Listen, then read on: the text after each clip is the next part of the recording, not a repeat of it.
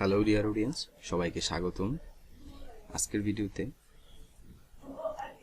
আজকে আমরা দেখব কিভাবে খুব সহজে একটি ডোমেইন নেম চেক করা যায় যে আসলে এটি খালি আছে কিনা, এই ডোমেইন নেমটি আমরা পারচেজ করতে পারবো কিনা। তো চলুন বন্ধুরা শুরু করা যাক। তো ডোমেইন নেম পারচেজ করতে হলে চেক করতে হলে আমরা সর্বপ্রথম একটি ওয়েবসাইটে যাব, সেটি হচ্ছে whois.com। আমরা সেখানে যাই। এখানে আসার পর আমরা একটি চেক করে দেখি যে কোনো ডোমেইন খালি আছে কিনা। তো প্রথম আমরা লিখতেছি যেমন a2z.shopvd.com, ঠিক আছে, এন্টার প্রেস করতেছি।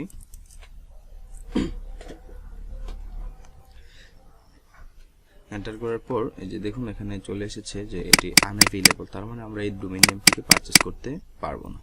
তো আমরা যদি কোনো কারণে দেখতে চাই যে এটার ইনফরমেশন, যে এটি কে নিয়েছে, কোথা থেকে নিয়েছে, সব ইনফরমেশন আমরা হুইজে ক্লিক করলে এখান থেকে দেখতে পারবো যে এটি নিয়েছে মিনাজুল নামের কোনো এক ভদ্রলোক, গোপালগঞ্জ থেকে নিয়েছে, আর ফোন নাম্বার। এভাবে আমরা ডোমেইনের ডিটেলসও দেখতে পারবো যে কোনো ডোমেইন কার আন্ডারে আছে।